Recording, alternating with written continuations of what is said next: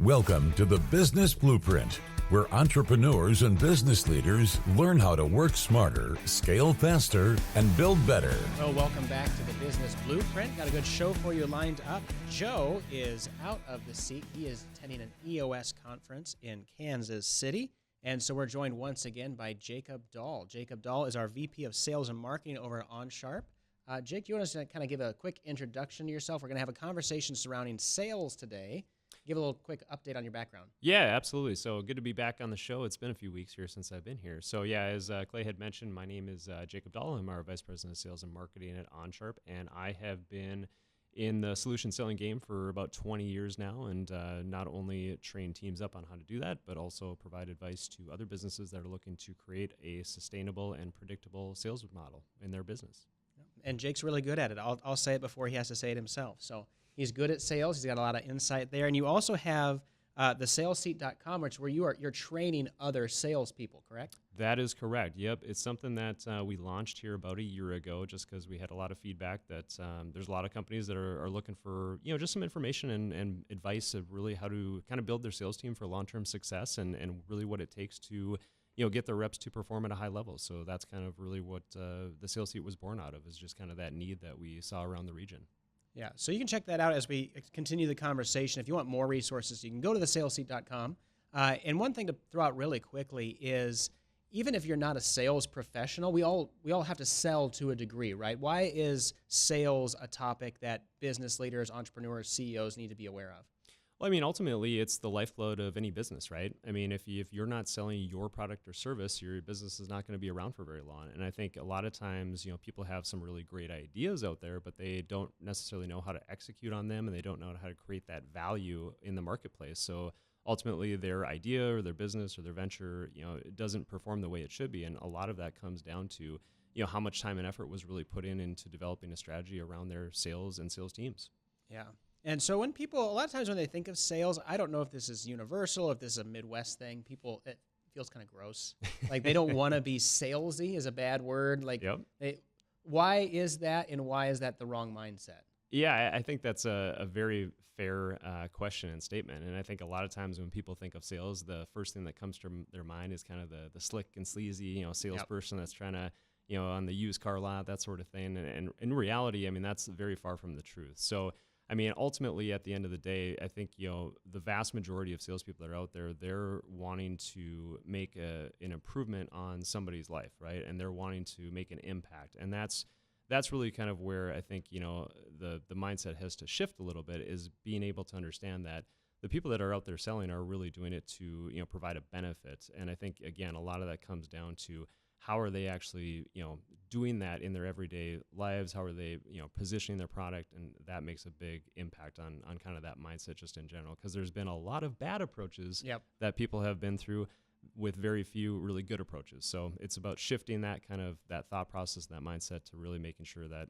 people have a more positive, reaction when they hear the term sales. Right. And we'll get more into this later, but if you have something that's worth having, and you really believe in the product, you believe that it will improve people's business, their life, whatever that category might be, of course you want them to have it, and you need to be able to sell it. So it's not about manipulation. It's about communicating, presenting things, help people make decisions. Yeah, 100%. I mean, at the end of the day, it's you're almost doing people a disservice by withholding that, right? Right. Like, you want to make sure that you're positioning something where it does make that impact and that benefit for them, and understanding that, the benefit of your product or service is going to make a significant difference in their lives and in their business. Yeah. So there's an unfortunate connotation when it comes to sales, and nobody wants to feel like they've been sold. That kind of means like I've been manipulated. So we're not talking about the caricatures of used car salesmen or anything like that. We're talking about making sure that you are getting your solution in the right hands and helping them feel confident in that decision. And still, a lot of business owners, entrepreneurs are uncomfortable selling. Mm-hmm. So what is at the root of some of that? Why is it that folks don't feel like that they're going to be capable of doing that? I think a lot of it stems from the fear of rejection. And I think a lot of times you have to get comfortable with the uncomfortable, right? Like, people, especially around the Midwest, they are very hesitant to say no, and they don't want to hear that. And it kind of feels like they're never going to be able to recover from that. But ultimately, when you hear a no, that's actually information. That's really positive. Now you can start going down the other avenues of why they're saying no, right? Really asking those types of questions of, is this going to be something that is actually going to make a difference for them? Or why did they tell me no in the first place? And I think that's where a lot of times when people have these ideas and these businesses and they don't, necessarily understand how to position it and they hear no, they get rejected right away and then they never talk to that person again. And in reality, just because somebody says no, that doesn't mean they're going to say no forever. It's about understanding why they're saying no today and maybe, what avenues do you need to go down to really get more insight into the reasoning behind why they said that. Yeah. And you've got to build up a bit of immunity to rejection, I imagine, as a little salesperson. Yeah. So I mean, how many times have you been hung up on? That would be countless at this point in my career. But ultimately, I mean, I always look at, you got to take every new, whether it's a call, whether it's a meeting, it is exactly that, a new opportunity. It doesn't mean what has happened in the past is going to happen this time. And that's ultimately, kind of from the resilience perspective, a lot of, salespeople have to really understand is, it does take kind of that mindset of just continuing to hear, a different response and handling objections in a different way and really being able to rise above that to get to the next level and always continue to keep improving. And that's something that, again, in the trainings that we do, we really focus on understanding that just because maybe you are a great seller today, that doesn't mean you should stop learning. You should always strive to continually keep getting better every single day. Yeah, and talk about that a little bit. So you've got the sales seat. What's the kind of the core belief behind this platform that you've put together? Really a couple of things. Number one, it's really having a process-driven approach for both companies and their sales teams and understanding that learning is never going to stop. Always kind of reaching that next pinnacle of like doing reviews on the calls that you've made, your meetings, where could things be improved, understanding why people had actually, said no to you or maybe rejected you in a certain way, and understanding how you can kind of pivot and then use that as, kind of almost like a battle card a little bit over, several conversations to where you can really become, very, very powerful in how you're talking to people to really make a better impact in your following conversations and meetings. Yeah. Yeah, and when you get those no's, I mean, we had a previous conversation about sales and marketing alignment. That information is good for the other parts of the business too. You might have a product issue. You might have a service issue. You might have a market issue. Yeah, exactly. You might be trying to sell to the wrong people in the wrong way. You're selling the wrong thing. So that feedback loop is probably really helpful too when you do get those no's. Yeah, 100%, and that's where I think a lot of people they're afraid to kind of make mention of that to their C-level individuals within the organization or other people that this is going to affect, and like that's the information that should be shared immediately so that they can understand kind of what the market is seeing and what we're hearing out there, because that can obviously lead to pivots in the product, the service, whatever it may be, and only make your company stronger over time. Yeah. So business owners, entrepreneurs, you need to have your finger on the pulse of what's happening on your sales team. You need to be hearing this feedback. So you need to set up some systems and some processes to get this feedback loop going. Absolutely, 100%. I mean, it's like anything else. I mean, the sales team is really the lifeblood of your business. So the sales team should be well known throughout the entire company of what's happening, what's being done, what information they're receiving, because again, that's a company decision based off of what they're hearing. Yeah.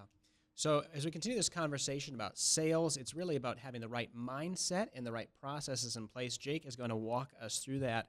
When we come back on the other side of the break, he's going to talk about what it takes to convert a conversation into a sale. We'll be right back for more of the Business Blue. Welcome back. We're sitting down with Jake Dahl talking about sales, and we're going to have a conversation now about converting conversations into deals because, Jake, there is a big, big difference in the sales world between being good at having conversations and good at sales, right? A massive difference. Yeah, a massive gap to say the least. Yeah, I mean, that's kind of one of the things that I see quite often is, people are very good at generating interest, but they're not very good at understanding how to actually position the product or service that they have. There's usually a big gap between those two. Oftentimes what I see is typically like, people will be willing enough to have a conversation, but then a sales rep will go in and start immediately talking about their product and how great it is and everything like that. But they're pitching a product before they even know what the problem is with the client. I mean, which is a huge, huge problem, obviously, because you can't really pitch something until you actually know what is actually, making somebody, have that conversation in the first place with you. Yeah, and not to cut you off, but like that is what leads to what we talked about in the first segment of having this kind of this sleazy mentality of salespeople. Salespeople like that aren't interested in what you need. They want to sell you what they have to sell. And so if you're skipping that step of understanding what the problem is, what the pain point is, what the goal is, yeah, you're going to feel gross about sales. Right. Like and you can't skip that. Right. And you've built zero credibility with the person that you're talking to, and they're not going to buy something from you because you haven't actually taken the time to understand the problem that they're going through already. Yeah. Yeah. We say it over and over again. I say it over and over again. People do business with those they know, like, and trust. And the sales conversation is a big part of building that. Yeah, I mean, that's where trust starts. It's really understanding why you're there in the first place, right? There's a reason that they decided to have that conversation with you. You know, the very least you can do is really understand what problem is causing this conversation to even happen. Because as most people, everybody's busy. They're not just going to take time out of their day just to come and talk to you for no reason. Yeah. There's a reason that they're going to talk to you.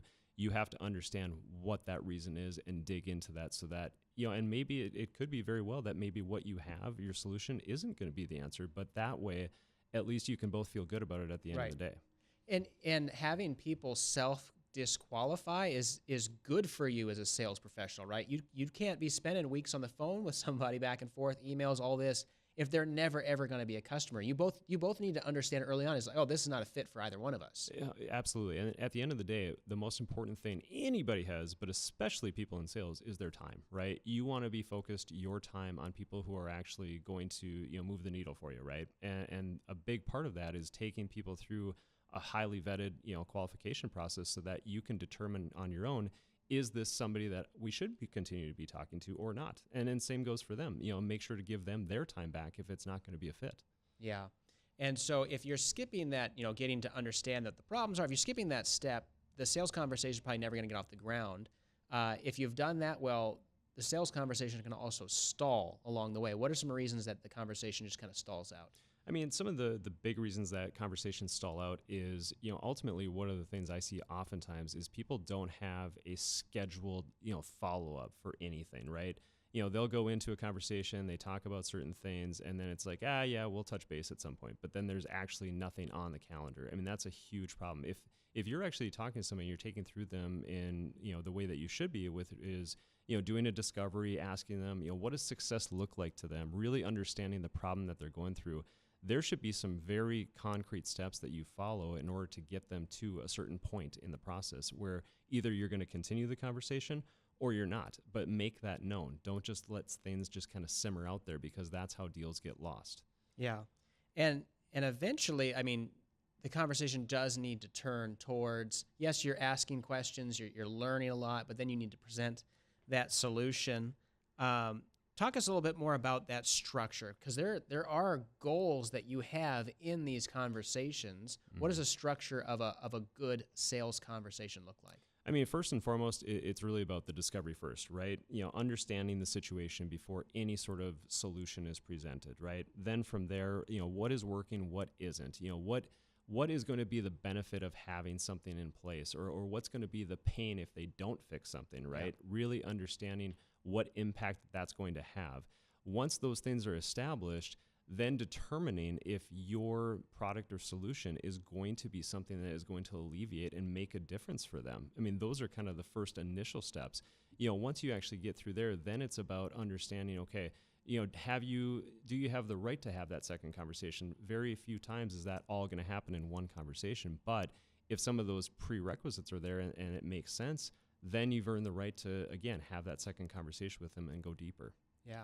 As you even kind of describe these things, it seems like the mindset is more akin to a good doctor than it is like the sleazy sales image that people have. If you walk into a doctor's office and he just starts pushing you to like an operation or prescribing something, he hasn't asked you any questions, you're not going to trust that doctor. You're going to go somewhere else. Exactly. You know, he's got to ask those questions, and then along the way too, he's going to figure out what have you been doing? How is it working? What's not working? What are your goals? What are you trying to accomplish? Like, if you're coming at it with that mindset, it's going to be a better experience for everybody. It needs to be consultative instead of transactional. I mean, that's the big thing, and that's where a lot of people make that mistake, is they look at everything as a transaction, and ultimately when you're looking at, you know, selling, like, you know, whether it's higher end services, solutions, you know, things that are high dollar values, like that's just not going to work. I mean, at the end of the day. Yeah. And obviously with sales, like any product, like the more expensive, the more time involvement, more investment needed, the challenge just continues to increase. So it's important to be asking good questions and be consultative. What kind of questions should you be asking? What are people typically asking maybe instead of the good questions? So some of the most common things that I see people ask, and again, this is looking at, the wrong way of doing things, is just the very basic things like, what's your budget? What are you looking for? Very vanilla, very kind of, just, you're not going to get too far with something like that. Really what you want to be drilling into is the who, what, why, where, when, right? Understanding the reason, the problem, going deeper into what impact does that have on your company right now, or what impact does that have on your life right now, so that you can really kind of start to formulate the ideas and the story really of, hey, this is what the overall arching pain points really look like for this business, and then be able to come at it with a very like a tailored approach, if you will, to like how you're going to alleviate that through your product or service that you have, that you're positioning. Yeah, because that information tells you what they need. Exactly. I mean, if you're skipping that, if you're not asking those questions, you're going to put them in the wrong spot. They're not going to be happy. It's Right. not going to go well, or the conversation is just going to go nowhere. Exactly. And if they do move forward with you, they're not going to be a long-term client, which at the end of the day, you want to make sure that the relationship is going to last for a long time. Yeah. So once you've actually gotten to the real problem, they've communicated with you, you've asked the right questions, you're not just asking surface stuff. How do you know that you've arrived at, like, okay, here's what we need to focus on in terms of getting them the right solution? I mean, I would say, the big thing is, ultimately hearing, what is the urgency that they have for something like this? What really matters to them? If you're hitting and doing this approach the way you should be, that should be coming up pretty naturally as far as like, what are kind of the consequences, if you will, if they don't move forward with something. So that initially is going to kind of let you know, like how far and how close you are away. But the other things that really matter are, what is their timeline of wanting to do something? Like, what are they actually, is this something they're just talking about now, or what needs to happen so that they actually will go and actually implement something from there? Because if they don't even have that, or if they haven't, you haven't created the point, or they haven't seen the benefit enough, there's no point in really continuing the conversation if it's just something they're talking about today, but they're not going to do anything for 18 months or 24 or whatever Right. it is. Yeah. And then I imagine along the way, you're probably repeating back to them, like, oh, it sounds like you need this, and you're waiting for them to say, yep, that's exactly what I need. Exactly. Yep. Exactly. So at some point, though, and this is what separates people that are good at having conversations and good at, meeting and greeting and networking from good salespeople, at some point you have to switch to presenting your solution. When do you do that? How do you do that well? Number one, making sure that obviously people are aligned and you are aligned with what you are offering is actually going to benefit them. Number one, understanding, like I said before, what is their timeline? Is this something that they are looking at, but they don't have any sort of timeline for implementation? So if there actually is a timeline for implementation, then you can start asking the question is, getting to the budget standpoint, does it make sense? Is it going to be something that obviously works? After going through all of that, you should have a pretty good idea if this is going to be something that they're going to be able to actually do within their business. And then from there, it comes down to, if all of those things line up, it's actually asking for the business. Like, when can you move forward? Is this something that you have the authority to sign off on? In sales, it's not what you say, it's how you say it. And that's the biggest differentiator. Is there's so many times where, things will just kind of lag because, they'll present it and they'll say like, oh, here's some time to think about it. And then they, again, it just kind of falls by the wayside. You do have to be diligent with your follow-up, and you do have to get to them to a point where they're either going to say yes or no. So again, it gives you back your time and understanding where your time should be spent. Yeah. And that's not going to happen instantly. Real quick, what does the end of a good sales conversation look like? The end of a good sales conversation in any sort of sense is going to have a scheduled follow-up task where something is going to be set on the calendar for a decision to be made. So whether that's an additional call, whether that's a yes, no, anything, there is going to be a scheduled follow-up that both parties agree on as far as the next steps. Excellent. Well, when we come back, we'll continue the conversation and talk about something a lot of business owners struggle with, and that is knowing your worth and holding your value when the pressure is on. We'll be right back. Well, welcome back. As I mentioned, Joe is out on this episode at a conference, joined by Jake Dahl. He's our VP of Sales and Marketing. He also runs the salesseat.com to help salespeople and sales leaders get better. And we're talking about how to do sales well, how to shift your mindset so you're comfortable with it and that you're better at it. And we're talking about knowing your value, because if you don't believe in the value of what you're offering, your customer certainly isn't going to believe it. So, Jake, on your site, the Sales Seat, you've talked about knowing your worth in sales. What do you mean by that, and why is it important? I mean, ultimately, it comes down to understanding the real value that you deliver, right? And ultimately, when you are in sales, a lot of times you're selling yourself, and you have to be extremely confident in that. And where people oftentimes make the mistake is they start to kind of doubt that, or they start to kind of get, like not necessarily have the best confidence when they're actually going and presenting, and that's going to reflect whether it is true or not, your product. I mean, that is the reality of it. So, we talk a lot about understanding that when you're going and you're providing that value, that is something that, is an invaluable thing. And that's ultimately what gets people deals a lot of the times, is understanding that how you present and how you're going to come across to that individual, really that's what's going to make their decision on if they're going to go with you or not.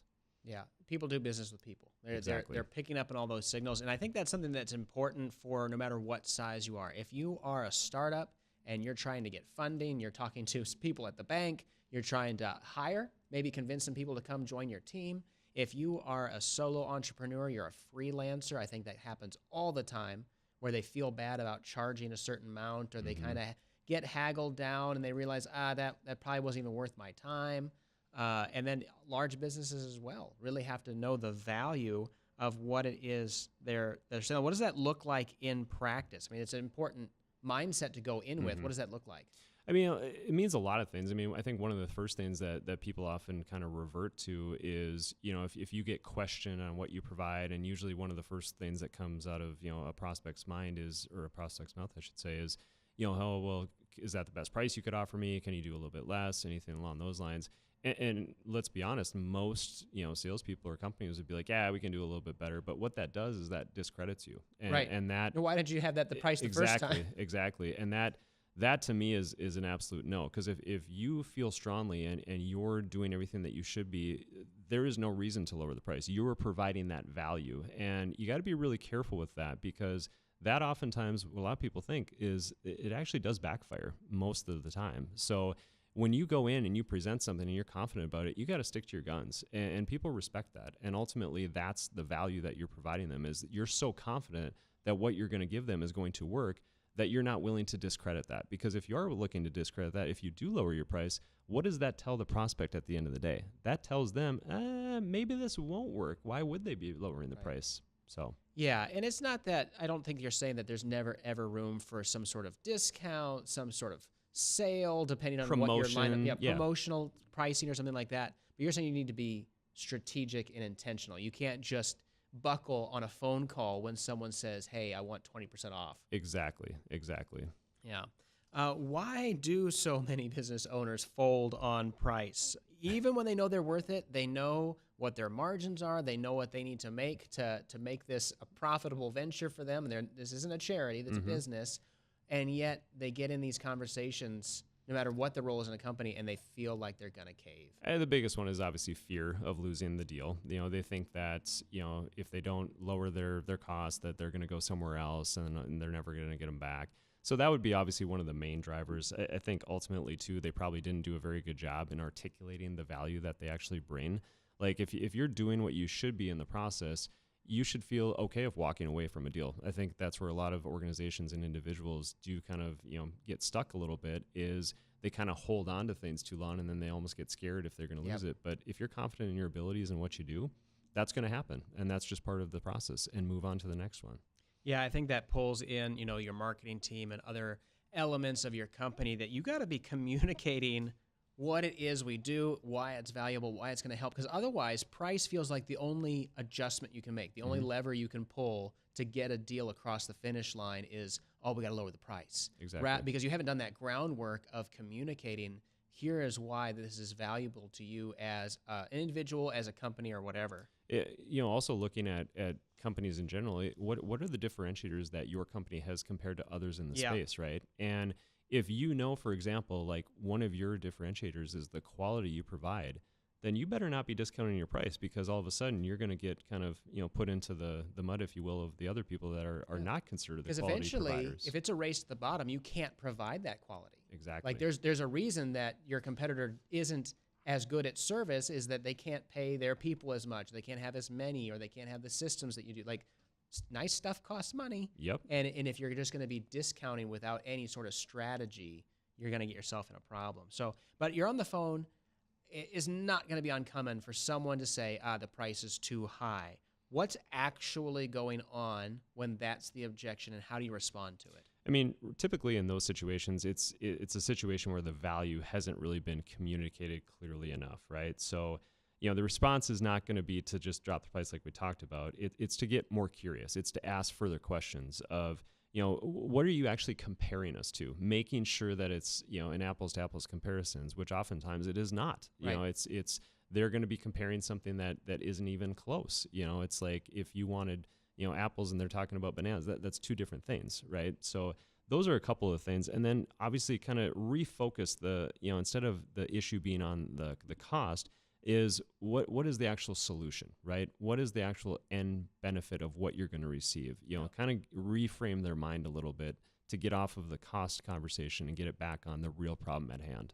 And that's another element. Like you said, be curious, ask questions. Compared to what? Are they saying that the price is too high compared to just not doing it, compared to a competitor, compared to taking care of this in-house or themselves? Like, what are they comparing it to? So you can speak to the value, because there's a lot of opportunity costs to just, if someone's, for solutions like ours, custom software, we're probably doing something that just does not exist. Other people might not be able to do. Exactly. They're saying, I'm just going to go without it. So now you have to articulate the cost of not getting a solution in place. One of the analogies I always use, and I'm a big car guy, so like, think of it if like you're trying to sell a Corvette and then they're saying it's too high price, but then all of a sudden they want it for the price of like a Ford Taurus. That's two completely separate things, right? We're not talking about the same wavelength of what those cars are. So It's kind of in a similar lines of like, make sure both people are talking about Corvettes. Right, exactly. And I mean, again, that opportunity cost is there. We just, during the break, we heard an ad, something wrong with some truck, where they know there's an issue, and if you don't take care of it preemptively, it could cause a lot of damage, and it could bring about a lot of additional costs. That's a good analogy for a lot of things that you're helping people see is, hey, here's what this is costing you to not have a solution like ours in place. Right. Now let's actually compare the value. Exactly. Yep. Yeah. So how do you hold firm, though? Like, you don't want to come across as inflexible. You don't want to come across as arrogant or rude, but you got to stick to your guns a little bit. The answer sometimes is no. The customer's always right is the phrase. That's not the actual phrase. The customer is always right in matters of taste. That is the full phrase, everybody. The customer is not always right. And that's also true. Sometimes the answer cannot be yes. When the answer is no, how do you do that well? I mean, I think ultimately you want to obviously acknowledge their concern. You don't want to dismiss it by any means, but ultimately tie the value back to what they told you really mattered to them when you were first meeting with them, right? Really understand why this conversation is happening in the first place. And then, again, you're not necessarily arguing for the price. You're reminding them of their own problem and the solution that is going to fix the problem. I thought you brought up a good point as well, which is something that we bring up all the time, is what is that costing you today to not fix it, right?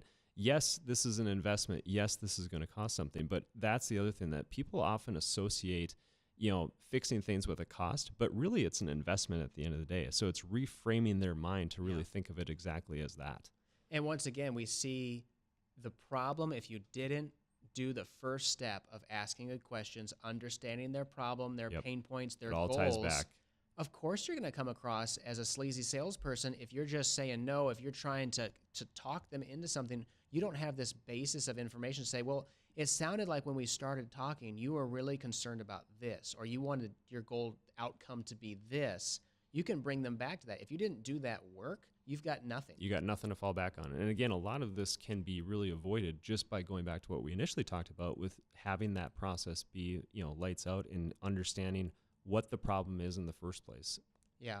And I don't want to get too much of a tangent here, but that probably speaks to the importance of some record keeping along the way, too. You're having lots of sales conversations, so you're going to have to go back and consult that stuff. Yeah, absolutely. And kind of going back to when I was on the show, about a month ago, we talked about making sure that you are keeping good records, whether that's obviously through a CRM, some sort of solution within your organization, so that not only the salesperson, but also other team members can revert back to that and actually see what happened in that particular communication. Yeah. So is there a difference? Sometimes you can't change the price. The price is what the price is. If you can't be flexible there, is there a difference between like knowing your value, holding to your value, and then just being unwilling to work with your customer? There's room there, right? What does that Well, look of course. I mean, obviously, like, flexibility in structure is not the same as caving on the value side of things, right? So, I mean, you can always come up with creative solutions, without necessarily undermining what you're worth to make something happen. And again, there's lots of examples out there, but at the end of the day, there are going to be some deals that just are not worth taking, and you have to be diligent enough as an individual to walk away from those and understand that it's not going to be a good fit. If you're having to make a lot of concessions to do something, you really have to ask yourself, is this the type of client I really want to be working with, or my company wants to be working with? And oftentimes it's not. Yeah. So knowing your value isn't about being arrogant or inflexible. It's about clarity of what you offer and the value that you bring. So when we come back, we're going to talk about how to have these conversations in other settings, group presentations, how to handle objections, and what separates good salespeople from great ones. Welcome back. I'm joined this time, instead of Joe, by Jake Dahl, our VP of Sales and Marketing, having a conversation about how to be a better salesperson. Whether that's your main role in business or not, we all have to sell from one degree to another. Jake, so far our context has been in one-on-one conversations, but sometimes you're going to be in either a group presentation or there's multiple people in on a call. What does that look like, and how does that change the way you approach things? Yeah, I mean, just from a personal standpoint, I've obviously done meetings individually, but also, presented in front of groups of over 1,000, so there's a lot of variance there. I think one of the key things is, even though you are presenting to a large group or more than one person, maybe there's 10, 20, whatever it may be, is kind of treating that group as one, if you will, right? Like, of course, each person is going to have different priorities on whatever project or service that it is. But understand the decision maker, the influencer, and the end user. They all might want different things, but you need to speak with all of them and stick to a process so that you can get through it without necessarily losing touch with the group. Does that make sense? Right. You still have to have a cohesive narrative. You can't be bouncing around to talk. Let me talk to the salespeople. Let me talk to the tech people. Let me talk to the owner. You can weave those things through and handle maybe objections or goals, but you have to be consistent. You have to stick to your process and continue on, because if you start getting questions out of left field and you go down that rabbit hole, you can lose the group very, very quickly. So you have to keep it high level and understand and have a plan before you go into any one of those presentations, so that it does stay on track and the most value is being generated by that conversation with the group. Yeah, and if you have more people in the room, you got more opportunities to get off track. So how do you handle objections in a setting? So if you've got a skeptic in the group, how do you keep that from derailing the entire operation here? The biggest thing is, this is some of the things that we talk about from a training perspective, is acknowledging that the question happened, but then also kind of reverting back to your original, process that you were going to. Because again, if you all of a sudden stop the entire presentation for one question, that question tends to lead to other questions and then other group members. And before you know it, you didn't even get through half of what you wanted to get through. So it's really about kind of acknowledging and then reverting back to your process so that the whole group can understand your perspective. And then if you need to at the end, go back and go a little bit more deeply one-on-one if people have questions from that perspective. Yeah. So whether you're in a one-on-one conversation, whether you're in a group setting, you have a lot of the same processes in mind. You've got a lot of the same skill sets, and you need to really be building a lot of the same habits. So what are some habits that you see in the best salespeople that others might overlook, that you see like this really makes a good salesperson? Number one, do your research. Understand who is going to be in that room before you even walk in. So what that does is it really helps you anticipate what types of questions and what's going to be maybe important to those particular individuals when you're actually having those conversations. And then ultimately be able to structure the presentation accordingly so that it addresses the main business outcomes first, but then can also detail maybe some of those, ancillary questions that maybe some of those more individuals would have as it relates to, again, in this case, obviously like a solution that might be presented to a business. Yeah. And as you're trying to help sales folks get better, hire salespeople, all these things, what are some things that you see that separate basically a good salesperson from a great salesperson? There's a lot. I mean, ultimately it's, are they following up? Are they being consistent better than everybody else, right? Are they actually debriefing after every time they lose a deal, understanding where things went wrong, improving, thinking about, okay, how would they handle those things differently?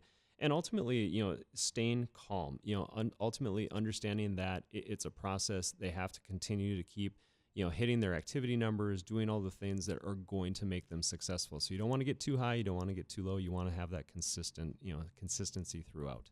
Yeah, and probably being able to handle rejection is on the list. Because I would starve to death. It's one of those things. A lot of people they say they can handle it, but unless they've actually been in it, it's a whole different ballgame for sure. So it's one thing to hear like, oh yeah, you're going to hear 99 no's for everyone. Yes, it's a whole other thing to actually go through that. So that is one thing if anybody is looking to get into a sales career and things along those lines. What I always tell people is you have to be very honest with yourself. It's a whole lot different, thinking about what that's going to be like compared to actually experiencing it. Yeah. And so a degree of resilience and just kind of the diligent plodding on kind of pushing through that. And you mentioned, too, the importance of kind of debriefing, even with just yourself. If you just pick up the phone and dialing the next number, you're not learning anything. So as we think through non-sales professionals, the business owner who also has to wear the salesperson hat from time to time, but they don't see themselves as a salesperson, what's your advice to them? You're never going to feel ready. You just have to dig in. I mean, it's, I think a lot of people, they get into that analysis paralysis where they think everything has to be perfect and everything has to be in place. And that's just not reality. I mean, if that was the case, you would never actually get out there and get your product to market, right? So you do have to get comfortable with the uncomfortable and just, kind of starting at that baseline and understanding that it is going to be a process. It's going to have to get refined over time and really starting to dig in of, because at the end of the day, as an owner of the business, you should actually kind of take that first initial, kind of jump at it and understand, kind of what people are seeing, because as you grow, as you, are at the point where maybe you do want to hire a sales leader or a team or whatever it is, now you actually have some good information that you can provide them that can get them up and running a lot quicker too. Yeah. Well, last question as we close out our conversation here. What's one thing that business owners can change tomorrow that is going to immediately improve their sales results? Number one is follow up faster and have a scheduled activity after that first conversation with your prospect. Number one, always have a follow-up activity until you get to an answer, whether that answer is yes or no. You never want to have things linger. That's one of the very first things I talk about, especially when training newer reps, is always have that follow-up activity on the calendar so that both parties can see it and it's there and it's scheduled. Yeah. And when you're in those conversations, especially those early ones, probably talk less and ask more questions, right? Especially, obviously, as you get into the meeting side of things, yes, learn more about the problem. Don't just be too quick to offer your solution. Understand what your benefit is and how you're going to make an impact on that company. Well, we've been having a conversation about sales and how to get better at it, because selling isn't just a talent that you have. It's a discipline that you can get better at. So check out more from Jake at thesalesseat.com for more information, more resources from him. That's it for today's episode of The Business Blueprint. You can check out more resources from us at thebusinessblueprintshow.com and even submit a question if you'd like us to tackle something on a future episode. So we'll see you next time for The Business Blueprint.